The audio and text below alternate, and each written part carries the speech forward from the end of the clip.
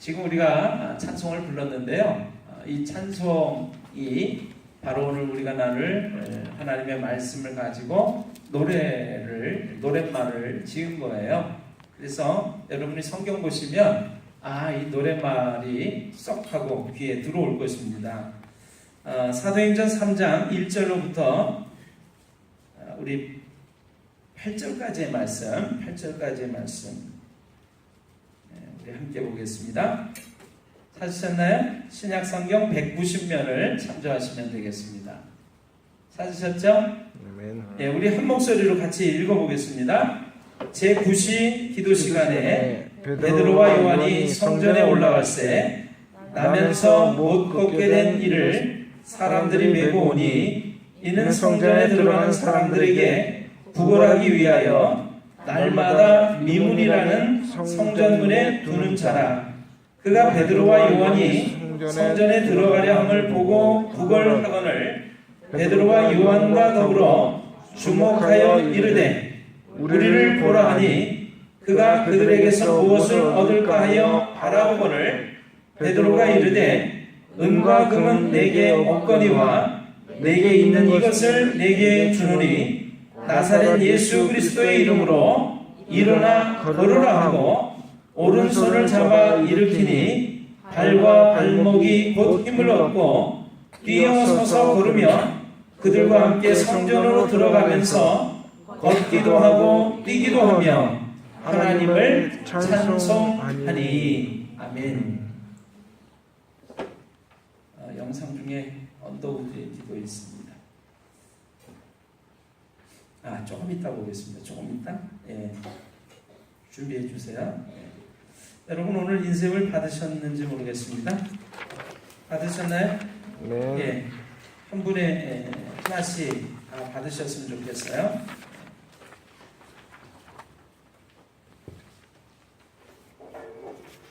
한 분이 하나씩 다 받으시면 좋겠어요. 안 갖고 계신 분은 손을 들어 주시면 뒤에서 좀 가져다 주실 것 같습니다.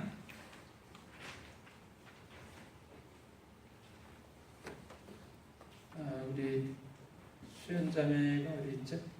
청주신문 있나요? 좀 가지고 오면 좋겠는데. 가지고 와요. 저기 박지연 자매. 아까 그 가사만 다시 한번 좀. 금강은 나옵소서. 영상을 준비를 했어야 되는데. 금강은 나옵소서 가사. 금강은 나옵소서 그것만 한번 다시 좀 해보겠습니다. 금강은 나옵소서.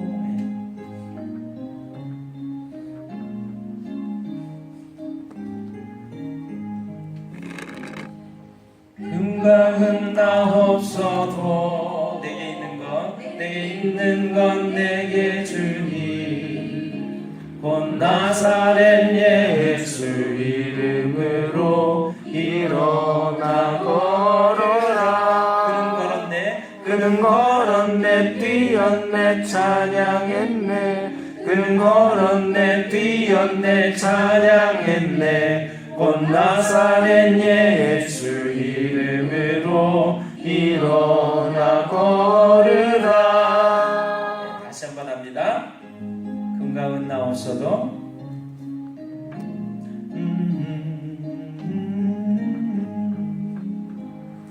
금강은 나옵소도 내게 있는 건 내게 주니 곧 나사렛 예수의 이름으로 곧 나사렛 예수 이름으로 일어나 걸으라.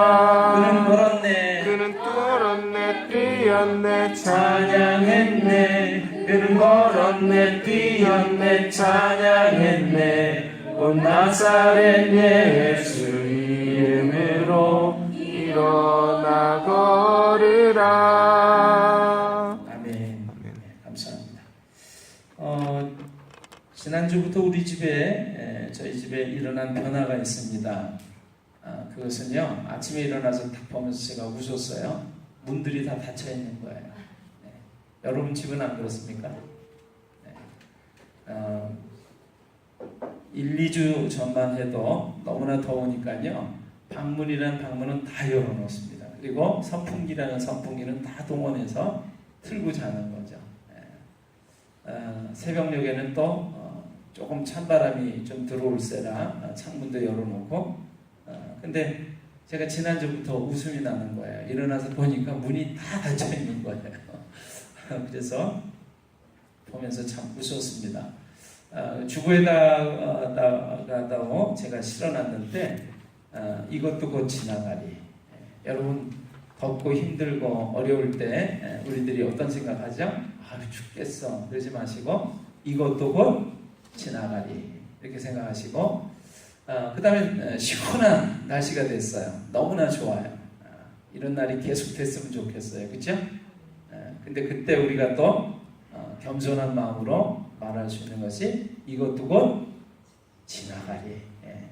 여러분 좋은 것도 곧 지나간다는 거 생각하면서 우리가 마음을 겸손하게 가져야 될 줄로 믿습니다. 아멘. 저희 집에 딸이 3명이 있죠. 딸이 3명이 있죠. 막내딸인 우리 희연이가 이제 바로 위에 있는 언니한테 이제 아침에 학교를 갈 때 이렇게 얘기를 하더래요. 언니, 아빠 엄마 때문에 죽겠어, 미치겠어 그러더래요. 그래서 왜? 그랬더니 글쎄 말이야, 두 분이 소주를 숨겨놓고 잡수는 것 같아. 안방에도 소주병이 하나 있고 부엌에도 소주병이 하나 있어. 어쩌면 좋아 그러더래요. 제가 소주 잘 먹게 생겼나요?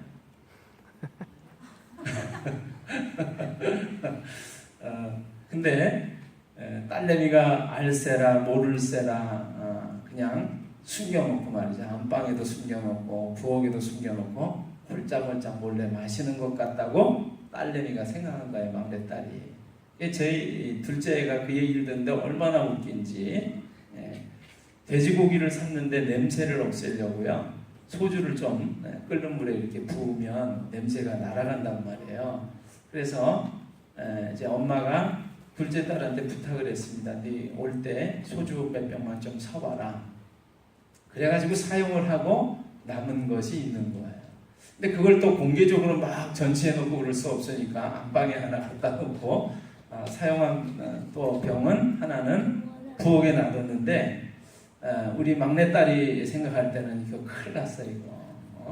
엄마 아빠가 목사님 사모님 그러면서 소주를 몰래 숨겨놓고 먹고 있는 거예요. 이거 어떻게 하면 좋아? 이거 얘기할 수도 없고 얘기 안 할 수도 없고 그렇죠? 혼자서 소갈이 하다가 언니 내가 엄마 아빠 때문에 미치겠어 죽겠어 이렇게 얘기를 한 거예요.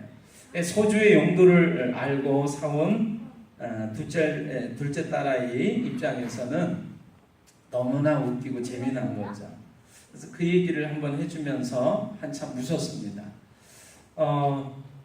사실 제가 지금 둘째 딸아이한테 청주 신문이라고 하는 청주 시민이면은 받아보는 그 신문을 좀 갖고 오라고 그랬어요. 제가 잘 좀 숨겨놓은 것 같았는데 없네요. 청주 신문이 금요일인가 배달이 됐습니다. 그래서 제가 이렇게 보면서 그냥 무심결에 받아서 툭 던져놨어요. 별로 관심도 없고 그냥 내가 아는 내용들 기사거리들이 있을 거라고 생각하고 던져놨습니다. 저녁 때 오더니 아빠 신문에 내 얼굴 난 거 봤어요? 그래요. 그래서 네 얼굴이 신문에 났어? 그래가지고 다시 가져와서 보니까 저희 딸아이가 신문에 나 있는 거예요. 왜 났냐고요? 있어요?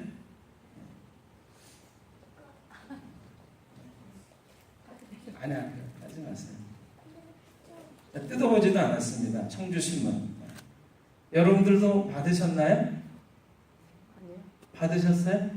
안 받으셨어요? 청주시민이 아닌 모양이네요. 네. 그 청주 비엔날레를 청주 공예 비엔날레를 선전하는 그 큰 이제 글자판을 들고 사진을 찍은 거예요. 청주에서 있는 공예 비엔날레를 이제 지금 9월 11일부터 그 비엔날레가 있는데 저희 이제 둘째 딸아이가 이제 문화재단에서 청주 문화재단에서 지금 일을 하고 있습니다. 그래서 이 사진을 찍는데 이제 같이 찍게 된 거예요. 직원이니까. 근데 저는 뭐 청주 공예 비엔날레 왔구만 하고 던져놨어요. 근데 우리 딸아이 사진이 나왔다는 거예요. 그래서 뭐? 네 얼굴이 나왔어? 그러고 보니까 청주라고 하는 거기에 저희 딸아이가 있어요.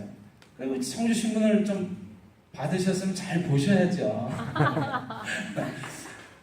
그러고 보니까 우리 딸아이가 난 신문이 제가 이제 뜯지도 않은 이유가 야 이거 잘 보관해놔야 되겠다. 여러분 평소에는 잘 보지도 않던 신문, 관심도 없었던 이 신문이 저희 딸아이가 딱 났다라고 하고 그걸 확인한 순간 이게 소중해지는 거예요. 여러분 그 마음 이해되세요? 아멘. 토요일 날 우리 원로 목사님 오셔서 그 둘째 딸아이 말이야, 얘 수연이요 신문에 났더라고. 제가 우리 원로 목사님 역시 우리 선배 목사님 다르셔. 내 눈으로도 못 보는 걸 우리 선배 목사님 보시고 알아주셨잖아요. 그렇죠? 그 마음이 막 기쁜 거예요. 행복한 거예요. 예, 그 아이가 낳더라고요. 저도 몰랐는데. 여러분, 왜 제가 이 말씀 드리냐면 딸아이 자랑하려고 하는 게 아니라 성경은 하나님의 말씀. 누구를 위한? 나를 위한 하나님의 말씀. 이 성경 말씀이 하나님의 말씀이 나를 위한 거라고 알기 전에는 별로 관심도 없었고요. 그리고 이것은 나에게 그렇게 중요한 것이 아니었습니다. 그냥 던져놓는 책에 불과했을런지도 모르겠습니다. 근데 하나님이 나를 사랑하신다라고 하는 걸 내가 알게 된 순간, 깨닫게 된 순간, 믿게 된 순간, 하나님이 나를 사랑하신다라고 하는, 내가 그분을 믿는 순간, 내가 그분의 자녀가 됐다는 것을 알게 된 순간에 하나님이 말씀하신 이 말씀은 나에게 전혀 다른 느낌으로 와닿는 것이죠. 예. 처음에 받았을 때 그런가 보다. 근데 아니 내 딸이 여기 있구나. 소중한 거죠. 하나님의 말씀, 나를 사랑하신다는 하나님의 말씀이 그 마음이 담겨 있는 걸 아는 순간 하나님의 말씀은 더 이상 나에게 하찮은 것이 아닙니다. 너무나 소중한 것이 됐습니다. 여러분에게도 그러한가요? 아멘. 하나님과 나와의 관계를 깨달은 사람은 하나님의 말씀이 소중해집니다. 소중한 것을 압니다. 오늘 저는 여러분에게 이러한 말씀을 드리고 싶어서 이 이야기를 했습니다. 성경이 나에게 관심이 가는 것이 되었다면 당신과 주님의 관계는 특별한 관계가 된 것입니다. 자, 여러분 오늘 본문 말씀 보기 전에 지난주에 우리 그 언더우드 선교사 1885년도에 인천 항해 장로교 선교사 언더우드와 감리교 선교사 아펜젤러가 첫 발을 내디뎠다고 얘기했습니다. 언더우드라고 하는 장로교 선교사가 내디뎌서 우리 한국 땅을 딱 밟으면서 하나님께 드린 기도문이 있습니다.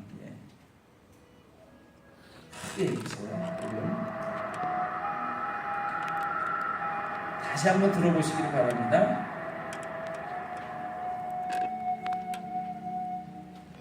주여, 지금은 아무것도 보이지 않습니다. 주님, 메마르고 가난한 땅, 나무 한 그루 시원하게 자라오르지 못하고 있는 땅에 저희들을 옮겨와 심으셨습니다. 그 넓고 넓은 태평양을 건너왔는지 그 사실이 기적입니다. 주께서 붙잡아 뚝 떨어뜨려 놓으신 듯한 이곳, 지금은 아무것도 보이지 않습니다. 보이는 것은 고집스럽게 얼룩진 어둠뿐입니다. 어둠과 가난과 인습에 묶여있는 조선 사람뿐입니다. 그들은 왜 묶여 있는지도 고통이라는 것도 모르고 있습니다. 고통을 고통인 줄 모르는 자에게 고통을 벗겨주겠다고 하면 의심부터 하고 화부터 냅니다. 조선 남자들의 속셈이 보이지 않습니다. 이 나라 조정의 내심도 보이질 않습니다. 가마를 타고 다니는 여자들을 영영 볼 기회가 없으면 어쩌나 합니다. 조선의 마음이 보이지 않습니다. 그리고 저희가 해야 할 일이 보이지 않습니다.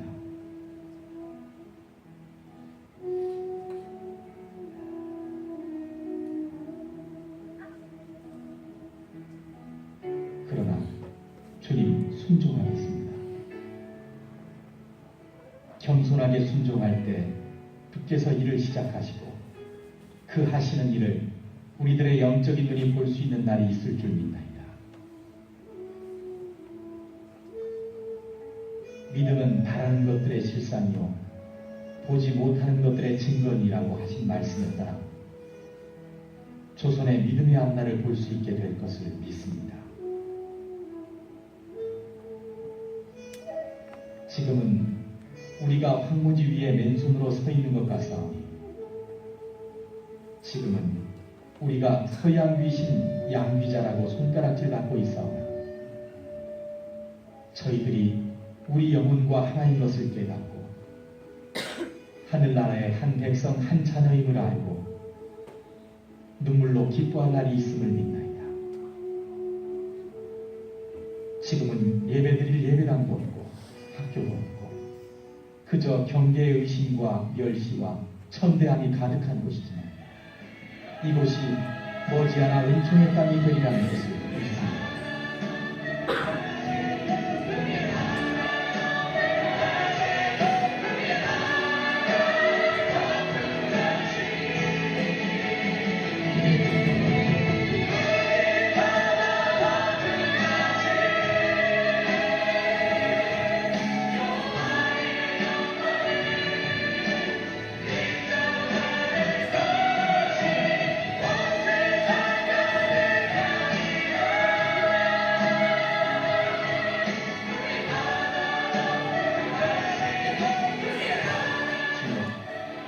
오직 제 믿음을 붙잡아 주소서. 아멘. 영상을 하나만 더 보겠습니다. 우리나라에 하나님의 말씀을 전하러 왔던 선교사님들이 자기 땅에 돌아가지 못하고 우리 땅에서 목숨이 다했을 때 그분의 묘지를 무덤을 한 곳에 이렇게 만들어 놓은 곳이 있는데요. 양화진이라고 하는 곳입니다. 양화진. 그래서 그 양화진 묘에 대한 영상을 보겠습니다. 수천 년의 세월 동안 높이 쌓여진 조선의 벽을 최초로 넘으려 했던 선교사는 토마스 선교사였다. 토마스 선교사는 중국에서 선교를 시작했지만 조선 선교를 위해 오랫동안 기도해오던 중 통상을 목적으로 평양으로 향하던 제너럴 시어머노의 통역관으로 비전을 품었던 조선에 오게 됐다. 그러나 평양에서 제너럴 시어머노와 조선군 사이에 전투가 벌어지고 조선군의 포로가 되어 토마스 선교사는 대동강가에서 사형을 당하게 된다. 순교하는 마지막 순간까지 토마스 선교사는 성경을 사형 집행관에게 전달하고 예수를 전한다. 이가 조선에 뿌려진 첫 순교의 피였다.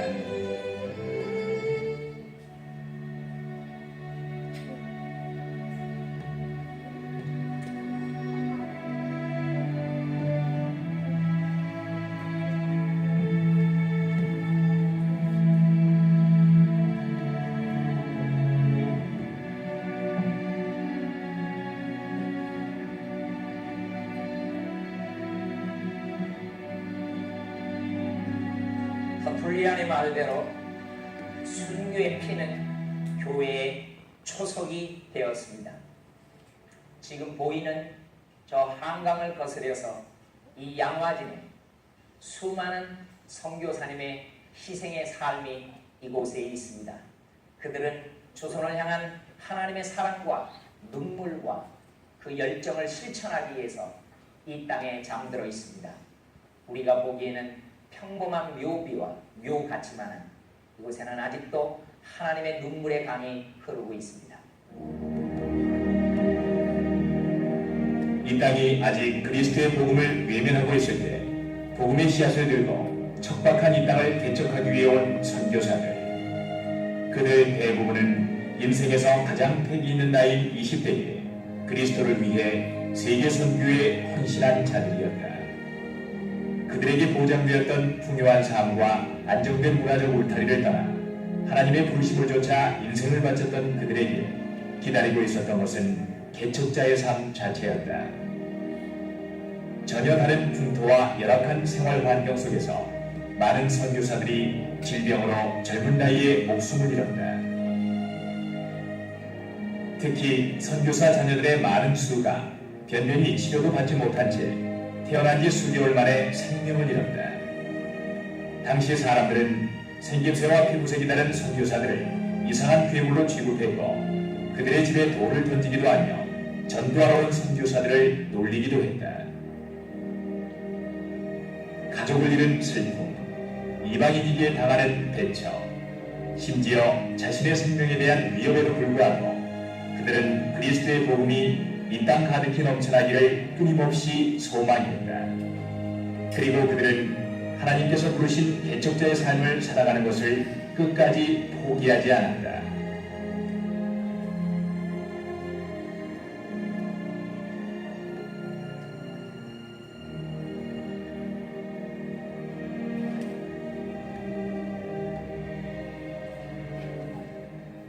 병인양요가 일어났던 이 양화진 이 땅에 어떻게 이렇게 많은 선교사님이 잠들어 있는 선교사님 묘지가 생겨나게 됐을까요?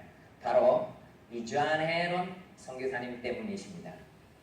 이 선교사님은 테네시 종합의과대학에서 개교 이래로 가장 공부를 잘했던 장래가 촉망된 선교사님이었습니다.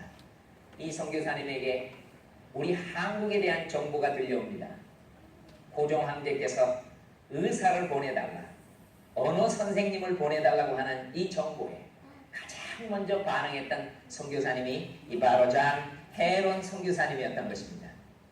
이 선교사님이 태평양을 가장 먼저 건너와 일본에 있을 때 우리 나라 말을 배우면서 우리 한국을 준비하십니다.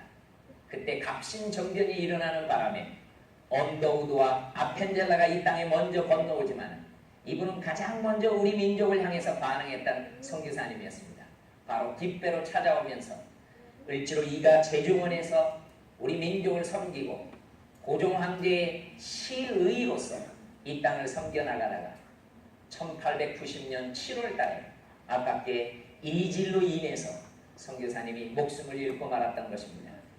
이 선교사님은 운명 직전에 조선 사람들을 불러달라고 유언을 하면서 그 조선 사람들이 왔을 때 그들에게 생명의 복음을 전하고 그는 목숨을 잃었던 것입니다. 동료 선교사님들이 삼복더위에 시신은 썩어가는데 묻을 데가 없었기 때문에 고종 황제에게 찾아가서 이 선교사님을 묻을 수 있는 땅을 달라고 요청했던 것입니다. 고종 황제께서 안타까움을 표현하면서 이 선교사님을 묻을 수 있는 땅을 성에서 10리 떨어진 바로 이 땅을 허락하였던 것입니다. 그 이후로 이 선교사님 뒤로 눈물의 선교사님의 희생의 삶이 이어지면서 수많은 감동의 삶들이 이곳에 묻혀있게 되었던 것입니다.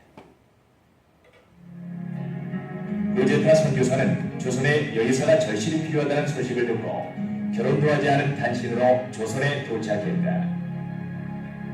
그녀는 역시 조선으로 왔던 윌리엄 볼 목사와 결혼하여 평양에서 선교 사역을 시작한다. 그녀의 남편인 윌리엄 볼은 평양에서 교육 사역과 병원 사역을 하면서 활발한 선교 사역을 펼치게 된다.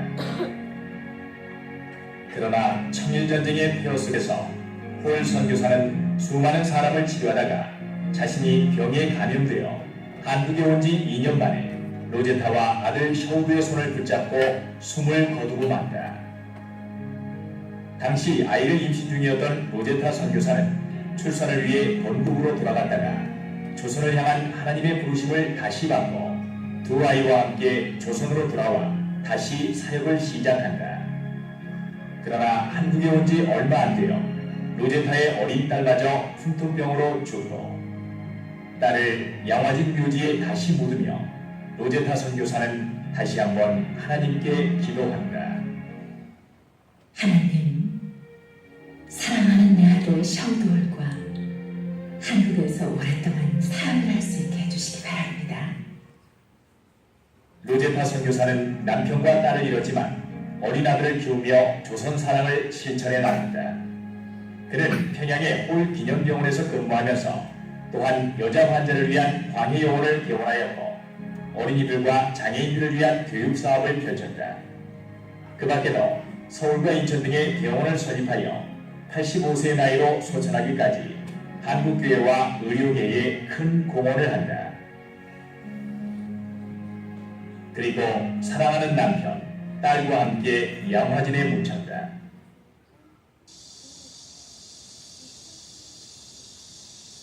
저는 아프리카 선교사로 가기 전에 영국 런던에서 선교 훈련을 받을 때 웨스트민스터 사원을 가본 적이 있었습니다. 그곳에는 리빙스턴 선교사님 같은 분이 묻히는 명예의 전당이었던 것입니다.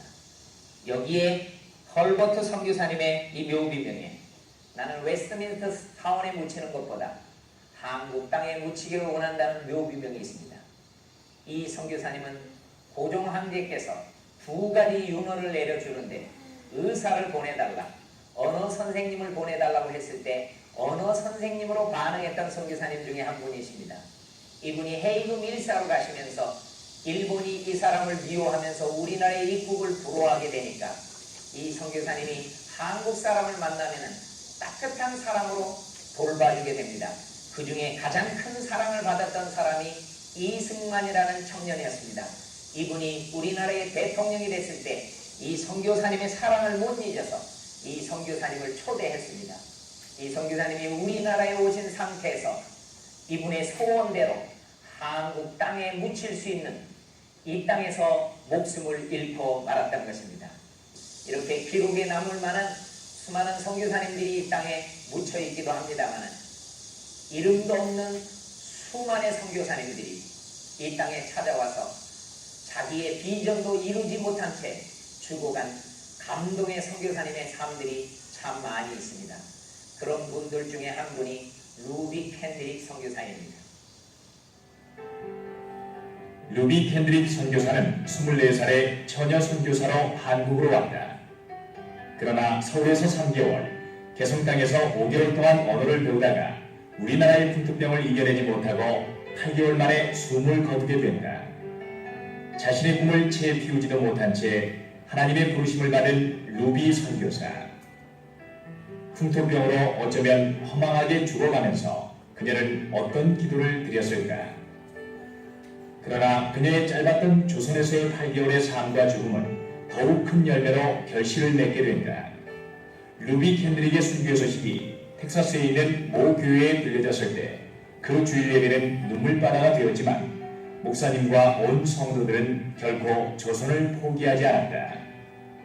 루비 캔드릭의 친구들, 선후배들의 기도는 이렇게 계속되었다. 하나님, 루비 캔드릭이 못다한 조선 사랑을 저희를 통해서 이루어 주시옵소서. If I had 1,000 lives to give, Korea should have them all. 루비 캔드릭 선교사님의 묘비명입니다. 내게 1000번의 삶이 있다면 나는 그 1000번의 삶을 다 한국을 위해서 바치겠다. 24살 처녀 선교사로 이 땅에 와서 서울에서 3개월 언어 배우고 개성 땅에서 5개월 언어 배우면서 토탈 8개월 만에 목숨을 잃고 잠들어 있는 루비 캔드릭 선교사님의 희생의 삶이 여기 있습니다. 이 선교사님의 순교의 소식이 전해졌을 때 그 교회는 온통 울음바다가 되면서 이 선교사님의 죽음을 뒤로 해서 더욱더 기도의 반응과 헌금의 반응, 그리고 루비 캔드릭 선교사님과 어렸을 때부터 소꿉종론하면서 지냈던 이 친구들이, 루비 캔드릭 선교사님의 선후배 젊은이들이 이 땅에 이 선교사님의 뒤를 이어서 다시 찾아옵니다. 그래서 평양에 묻히시고 원산에 묻히시고 광주에 진주에 대구 땅에 묻히시면서 이 민족을 사역하고 선교사로 살다가 가시면서 우리 민족이 이렇게 새 생명으로 태어나게 되었던 것입니다. 양화진의 선교사님 묘가 생기게 된 것은 바로 존 헤론 선교사님 같은 5년 만에 짧은 생애, 루비 캔드릭 선교사님 같은 8개월 만에 짧은 생애가 이어지면서 선교사님의 묘가 생겨지게 됩니다. 그래서 이 땅에는 3분의 1 어린아이의 선교사님의 묘가 이 땅에 있는 것입니다. 이 희생의 삶 다음에 우리 민족은 새 생명으로 태어나게 되었던 것입니다. 좋습니다. 감사합니다.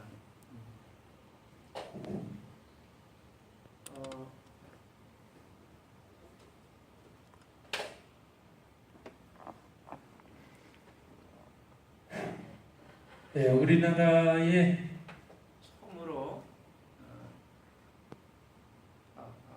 마이크 테스트. 하나 둘.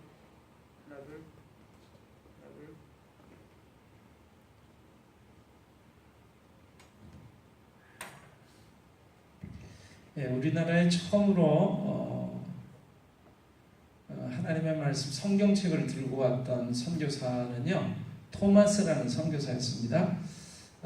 자세히 나오지 않아서 조금만 설명을 드리면, 토마스 선교사는요, 원래는 중국 땅에 가서 하나님 말씀을 전했는데 한국 땅에 하나님의 말씀이 필요하다는 이야기를 듣고 이제 그 성경책을 많이 인쇄를 해가지고 저너럴 쇼먼이라고 하는 이제 상선을 타고서요, 장사를 하기 위한 미국 배를 타고 대동강을 올라오다가 우리나라가 이제 쇄국 정책을 썼잖아요. 그래서 외국인들이 들어오니까 그 외국인들의 그 배를 공격을 해서 그 사람들을 다 이제 몰살시키게 됩니다.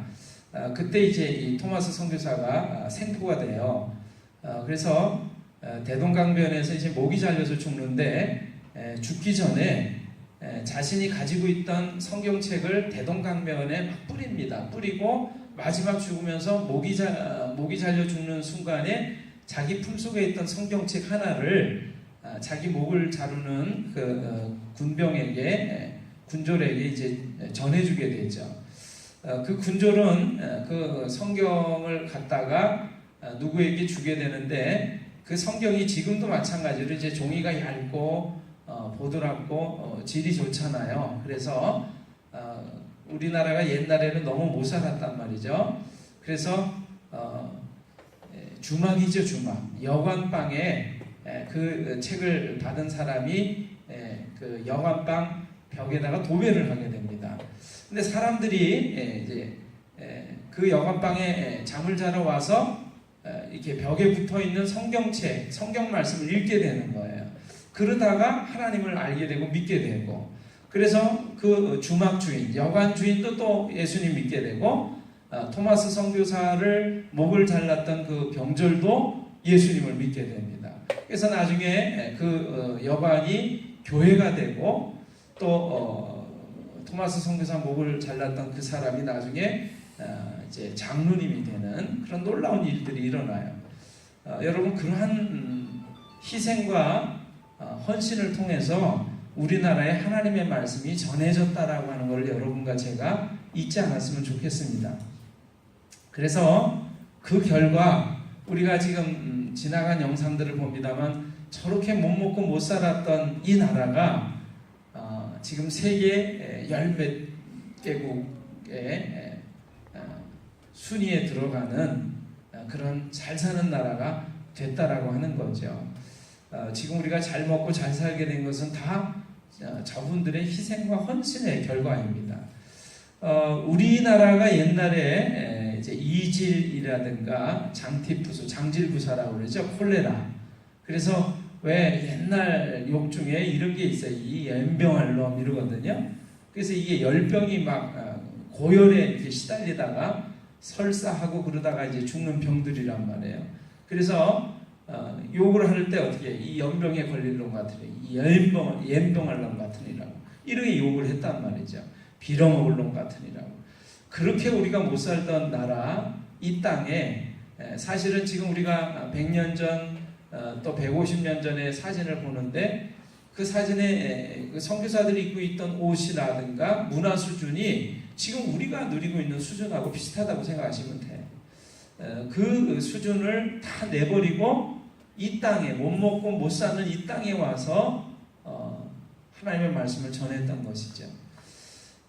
여러분 오늘 나눠드린 인생물을 좀 봐주시면 좋겠습니다. 사실 지난주에 지금 혹시 최정 집사님 뒤에 시계를 누가 띄었나요? 지금 몇 시죠? 시간을 제가 몰라가지고 50분이에요? 그러면 지난주에 우리 한길이 형제 그 목소리가 너무 좋아가지고 제가 좀 한번 읽으라고 다시 한번 부탁하려고 마이크를 준비했고, 또 오늘 우리 박성희 집사님이 또 보여서 제가 했는데 시간이 없어서 그냥 하나만 좀 읽어보겠습니다. 여러분 가지고 계신 인쇄물을 보시는데요.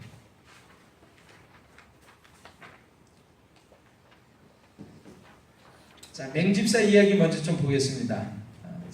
찾으셨나요? 아멘.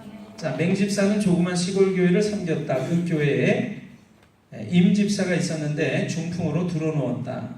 임집사와 친했던 맹집사가 교회에서 예배드리고 돌아오면 늘 주보를 가져다가 임집사에게 전달해 주었다. 그때마다 임집사가 말했다. 나는 교회에 가서 함께 예배드리는 게 소원이에요. 그 소리를 들을 때마다 맹집사는 마음에 부담을 가졌다. 그래서 맹집사는 하나님께 기도했다. 하나님, 휠체어만 주시면 평생 임집사를 모시고 다니겠습니다. 이러한 맹집사의 기도의 소원을 교회가 알게 되었다. 그리고 교회 예산으로 휠체어를 사주었다. 휠체어를 밀고 다닐 때 사람들마다 맹집사를 칭찬했다. 맹집사는 칭찬을 들을 때 처음엔 뭔가 대단한 일을 하는 것 같았다. 그러나 세월이 흐를수록 기쁨의 감정은 잠깐이고 부담만 생겼다.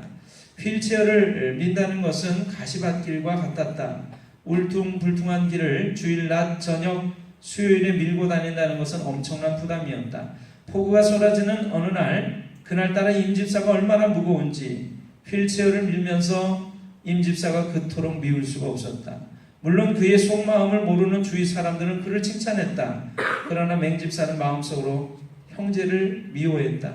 그 다음 주일 휠체어를 밀고 오는데 입구 구멍가게에서 술 마시던 동네 사람들이 자기를 향하여 수군거렸다. 저 사람은 완전 천사야.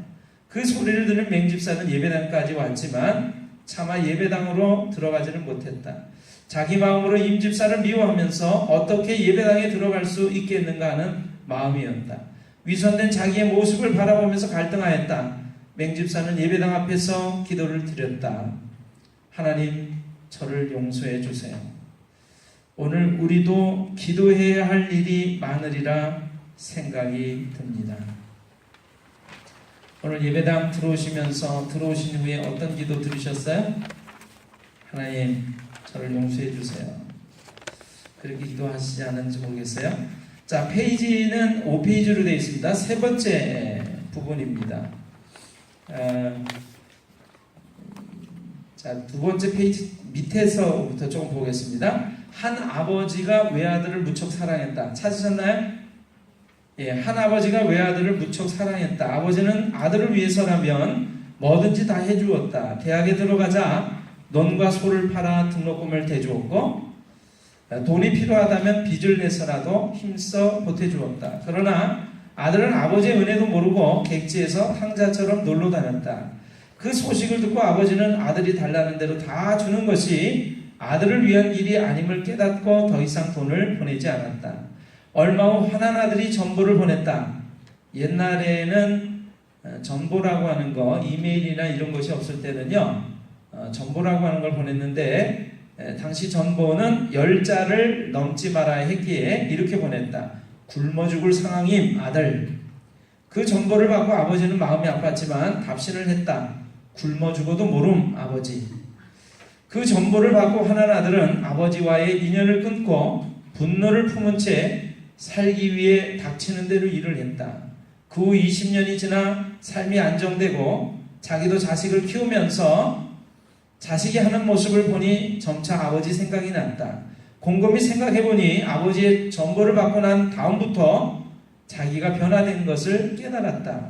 결국 20년 만에 고향을 찾았다. 그러나 아버지는 1년 전에 이미 세상을 떠나며 유서 한 장을 남긴 터였다. 아들아, 너를 기다리다가 먼저 간다. 네가 분발하는 모습을 보고 싶어 그런 전보를 보냈다. 전보 후에 너를 하루도 잊어본 날이 없고 하루도 마음 아프지 않은 날이 없었다. 너를 정말로 사랑했다. 부디 나를 원망하지 말고 행복하게 잘 살기 바란다. 그 편지를 보고 아들은 아버지가 자기 가슴에 대못을 박은 줄 알았는데 오히려 자기가 아버지 가슴에 대못을 박은 것을 깨닫고 대성통곡을 했다. 그 아버지의 마음이 바로 하나님 아버지의 마음입니다. 하나를 더 보겠습니다.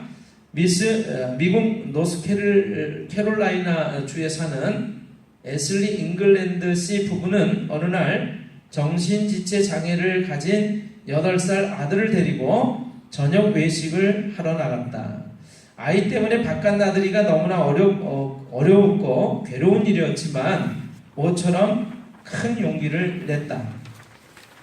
아내라 다를까 주문할 때부터 아이가 소란스러워지기 시작했다. 테이블을 손바닥으로 마구 쳐댔다. 다른 손님들을 짜증을 나게 하는 행동이었다. 말려봐야 어차피 소용없었다. 부부는 좌불안석이 됐다. 그때였다. 여종업원이 눈물을 글썽이며 테이블로 다가왔다. 시끄럽게 떠드는 아이를 어쩌지 못했다고 주인에게 호된 꼬지람을 들었나 보다고 생각을 했다. 여종업원은 어느 손님이 가족분들을 위해서 계산을 모두 해주고 가셨다며 그 손님이 전해달라고 했다는 쪽지를 건넸다. 잠시 후 잉글랜드 씨 얼굴에도 눈물이 흘러내렸다. 그 쪽지에 쓰인 글 때문이었다. 뭐라고 돼 있어요? 같이 읽어봅니다. 하나님께서는 특별한 아이를 특별한 부모에게만 허락하신답니다. 배려와 격려는 하나님이 우리를 찾아오시는 방식입니다.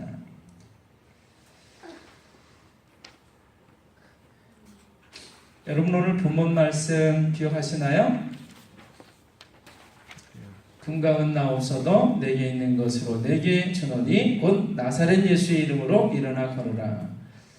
여러분 이 성경에 나오는 이 사람은요 거렁뱅이 거린의 삶을 사는 사람이었습니다. 빌어먹어야만 살 수밖에 없는 사람이었어요. 그런데 여러분 빌어먹는 것도요 자신의 힘으로 빌어먹을 수 없는 사람이 성경에 나오는 이 사람이에요. 이 사람은요 자기 힘으로 걸어 다닐 수가 없기 때문에 사람들이 메어다가 빌어먹는 장소에다가 내려놔야만 비로소 빌어먹고 살 수가 있는 사람이었습니다.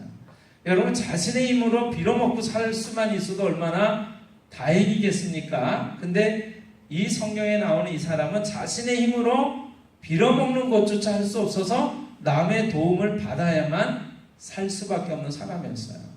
이 사람은 성전 문 앞에 앉아가지고 미문이라고 하는 아름다운 문이라는 그 문 앞에 앉아가지고 사람들한테 구걸해서 먹고 살았는데 베드로와 요한이 9시 기도 시간에 오후 3시에 기도 시간에 기도하러 성전을 올라갑니다. 그러다가 이 나면서부터 안전뱅이 된 이 사람이 베드로와 요한을 보는데 베드로와 요한은 예수님의 가장 사랑하는 수제자 중에 한 명이죠.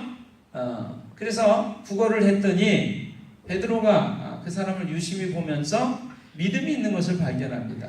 비록 성전 앞에서 구걸해서 먹고 살고 있지만 하나님에 대한 믿음이 있는 것을 보고 이렇게 얘기를 하죠. 금과 은은 내게 없지만 내게 있는 것으로 내게 주노니 곧 나사렛 예수의 이름으로 일어나 걸으라. 여러분 오늘 설교 제목은 이런 것입니다. 당신이 가지고 있는 것은 무엇입니까? 라고 하는 거예요. 여러분 초대교회는 금과 은이 없었어요. 물질이 풍부하지를 않았습니다. 지식도 많이 있지를 않았습니다. 베드로와 요한에 대해서 성경이 말하고 있는 것은 그들이 별로 많이 배우지 못한 사람이었다는 얘기를 하고 있어요. 배우지도 못했습니다. 힘과 능력과 지혜와 지식도 많지 않았습니다. 그러나 그들에게는 한 가지 가지고 있는 것이 있었어요. 뭐예요? 바로 하나님의 아들 예수 그리스도에 대한 믿음이었어요. 그들은 그 믿음을 가지고 이 나면서부터 안진뱅이 된 거렁뱅이 신세를 면하지 못하고 있는 사람에게 이렇게 말합니다. 은과 은은 내게 없지만 내게 있는 것으로 당신에게 줍니다. 그것은 곧 나사렛 예수의 이름으로 명하노니 일어나 걸으라고 하는 것입니다. 그랬더니 이 사람이 일어났습니다. 걸었습니다. 뛰었습니다. 그리고 하나님을 찬양했습니다. 우리는요, 옛날과 다르게 이제 많은 것들을 소유하고 가지고 있는 시대에 살고 있습니다. 근데 여러분, 제가 이 말씀을 묵상하면서 이런 생각을 해봤어요. 옛날에는 금과 은은 돈은 없었는데 하나님을 향한 믿음을 가지고 있어서 그 믿음을 가지고 나면서부터 안진뱅이 된 그 사람을 향하여 명하고 힘과 소망과 고침을 줄 수가 있었어요. 근데 지금은 금과 은은 비록 있을런지 모르는데, 지식은 있을런지 모르는데, 힘과 능력은 있을런지 모르지만, 그러나 그 옛날 처음에 우리가 가지고 있었던 믿음을 가지고 있지 못하다 하는 생각을 했어요. 왜 우리 삶 속에 능력이 나타나지 않는 것일까요? 다른 것들은 다 남김없이 채우고 가지고 있지만 정작 가지고 있어야 될